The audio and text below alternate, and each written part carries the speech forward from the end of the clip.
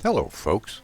Well, tonight I'm going to show you the helicopter that I asked for and got for my 74th birthday. This is the Direct Drive Eachine 180. Well, I asked for it because I'm pretty familiar with Eachine products, and it's about half the price of the slightly bigger OMP Direct Drive version. The Eachine 180 costs $289 at Banggood. It includes a transmitter, receiver, and 4 LiPo batteries, just ready to fly. So if you get the kit without the radio or the extra batteries, there is a battery in here and the spare parts and everything. That's the $229 version. And this is great because you can plug in a Futaba fast system or any DMSX2 into the outlet and run your radio, so you don't have to run your radio, so you can buy it a little cheaper. I got this because I thought I'm going to eat this thing up alive, so I got spare parts. Well, I was really curious because it has full direct drive brushless motor in it with no gears. I've never flown a helicopter like that, so I wanted to give it a try. Also, the tail rotor motor is a full brushless and direct drive as well. Well, many of my small helis use direct drive on the tail rotors, where many of the intermediate size helis used the gear drives, which really heated up those ETRMs. When the very first production electric helicopters became available, the Yashimasha Skylark EH1, I began selling them and also distributing them. I flew them on a lot of demonstrations, and since the tail rotor was driven by that plastic cord, it easily slipped. Also, it drew a lot of power from those two 550 can motors that ran it, and the tail rotor.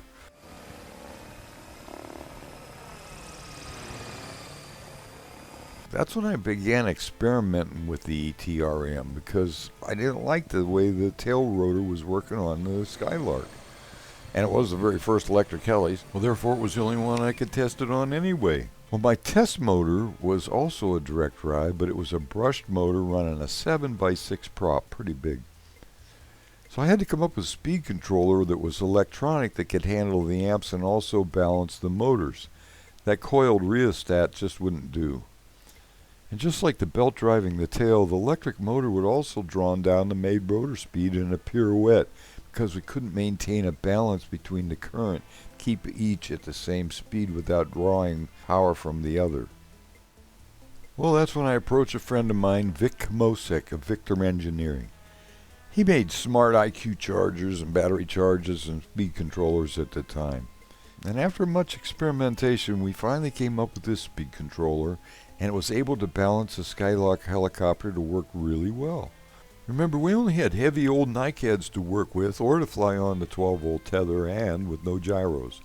The big reason to add the ETRM in my mind, and it worked, was to get longer flight times. Uses less power than the belt drive. That said, not easy, but the way the speed controllers work, I had to fly it this way. This is your one speed controller for the main rotor, and this is your controller for the tail rotor. Thing is, when we started out, the tail rotor at hover had to be running. So you had to hold the stick over like this and gradually pull the helicopter up until you were at center. At this point, it would everything was balanced. So you had your speed control. Slow it off, it would completely shut off and on. And of course, this is fore and aft, left and right cyclic, and again the tail rotor. So again, I was curious to see if the tail rotor turned off in a tight turn or if it reversed directions. You know, reversing directions instantly is really tough on the props and can cause lots of overheating too, but really not necessary on most small helicopters, so like the first one I made, it just slows down and shuts off in a turn. I was really curious to see how the tail rotor fared on this helicopter since the prop is bolted on and can't unscrew like mine probably would have. So anyway, I packed up the prototype, shipped it to Ishimasa in Japan, and of course the rest is history, especially when Kyosho took over. Well, now the ETRMs are everywhere. At that time, though, is when I began messing with no tail rotors. And I really got tired of messing around with all this stuff, and I just figured, you know, we don't even need any stinking tail rotor. And that's when this happened. I then invented the Hyperfly for Kyosho.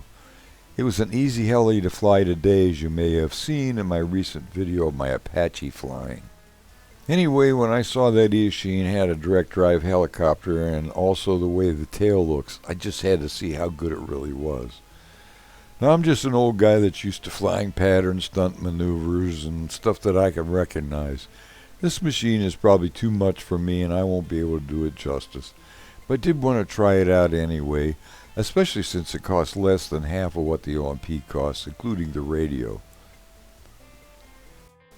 As you can see, I've added my floats, as small helicopters are really hard for me to see at my 74-year-old eyes. I guess I also got spoiled when I got my first helicopter with floats.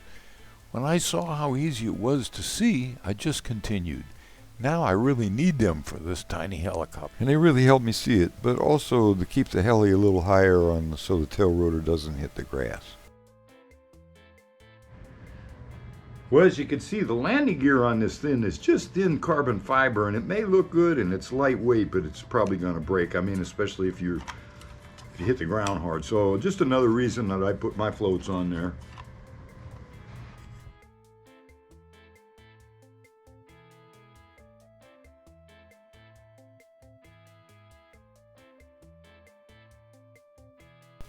Well, just like my Christmas present, the T-Rex, I just can't wait to fly it any longer. But plus, I wanted to see what the tail rotor does in full right rudder, whether it turns on or goes opposite direction. So let's turn it on, and against my better judgment, I'm going to spin it up here in this tiny space down in my den. And if that goes well, I'm going to try more in the garage so I can feel a little more comfortable before going out and doing 3D. I've been waiting a week, but the wind is incredible and predicted for another 2 weeks. And so this will at least get my feet wet. I did make the mod to the transmitter. You know, all my helicopters have the 3D switch set to be on when pushed forward towards the back of the transmitter. It's forward to fly 3D, and like go forward, or your throttle is full forward to fly, and then it's back to land. Easy for me to remember. So this is really simple to switch. I opened the transmitter enough to get into the switch, and I found it actually easier to move than I thought because it's on a little module. It just pulled out, I turned it around, stuck it back in. Perfect. So I did this because at my age, I don't need to get any more confused than I already am. So I am glad I made this conform to my other helis. You know, I've seen a lot of videos and ads for a lot of different kind of helicopters, and they all say they're for beginners too. Well, let me tell you how it works. Unless you have GPS and station keeping, it's going to begin to slide or fly away. You really need to know how to fly. Learn to hover first, because if you can't hover, you're never going to be able to land. And for those automatic flying helis that self-right and fly inverted by themselves, I think that's not really going to help a person learn how to do it. There's nothing automatic on this, but there is a 6 gyro mode, so at least you'll be able to fly straight and level when you're flying away from yourself frantically, when you can't see it and you're trying to figure out if you're coming or going.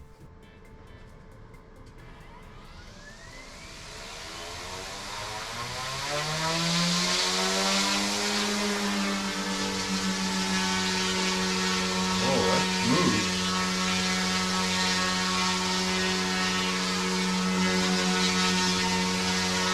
Oh boy, it's so sensitive. You can see he's shaking.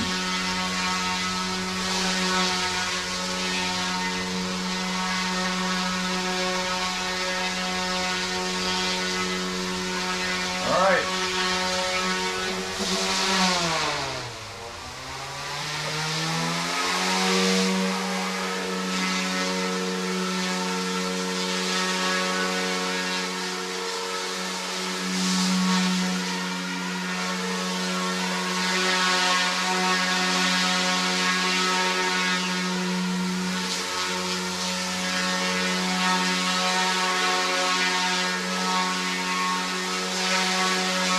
Yeah, it really works good.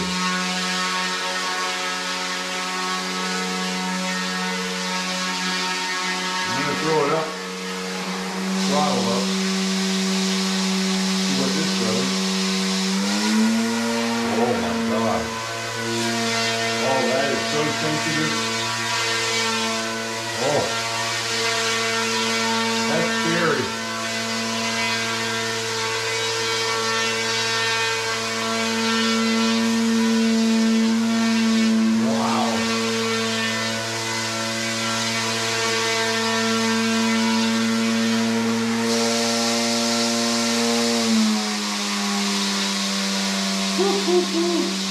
That's going to be so touchy. The tail control is smooth and extremely linear, especially in slow turns. The counter torque from that big main motor really provides plenty of yaw when the tail rotor slows or shuts off. So I'd say Eachine did a pretty good job on this heli, and for the money, I'm impressed.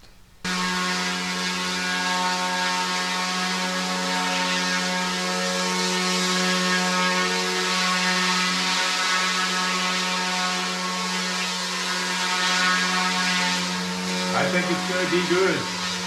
Can't wait to get it out.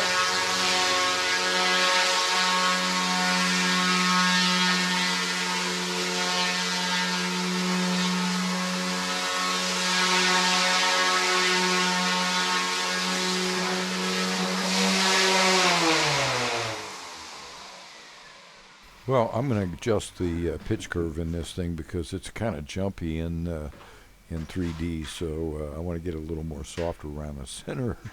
Be up and down. I think this thing is going to really rip. So far, I really like it. It feels like it's pretty solid, but it's going to be pretty sensitive. So please stay tuned, and thanks a lot for watching this, and we're going to see what happens when a first nice day comes out, and I'll be able to do a little 3D with this baby.